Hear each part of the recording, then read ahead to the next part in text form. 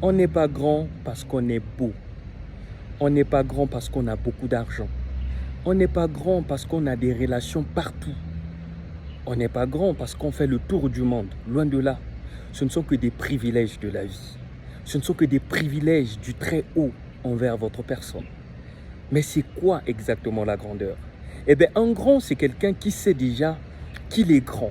C'est quelqu'un qui sait déjà qu'il est riche, mais simule, descend jusqu'au niveau le plus bas pour être au même niveau que les autres. On est grand quand on peut prononcer le mot pardon de sa bouche.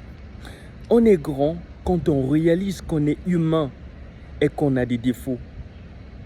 On est grand parce qu'on sait qu'on commet des erreurs. C'est cela d'ailleurs la grandeur. Arrêtez de croire que la grandeur, c'est quand on vous acclame. Arrêtez de croire que la grandeur, c'est quand on dit du bien de vous.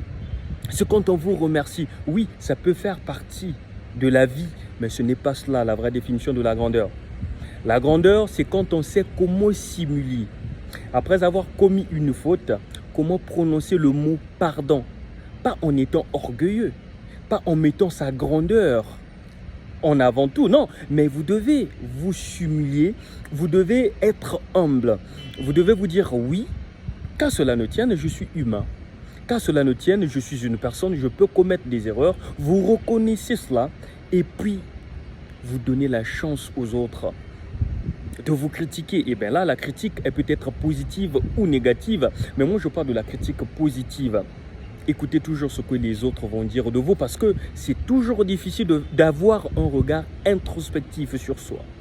On ne peut pas se voir soi-même, car n'oubliez pas, l'homme est par nature avocat de ses actes et juge des actes des autres. On voit les erreurs sur les autres, mais on ne peut pas voir les erreurs sur nous-mêmes. C'est notre nature, d'où c'est toujours important d'accepter les remarques. Soyez humble. C'est d'ailleurs cela le vrai niveau de grandeur. Vous devez arriver à un niveau où vous êtes grand, c'est vrai, la nature vous a donné des privilèges et tout, mais vous devez devenir petit. Et l'exemple, c'est avec Dieu. Dieu, il est tellement grand qu'il est devenu infiniment petit. C'est ce que nous devons comprendre. Je pense que ce message va t'aider à comprendre ce que c'est que la grandeur.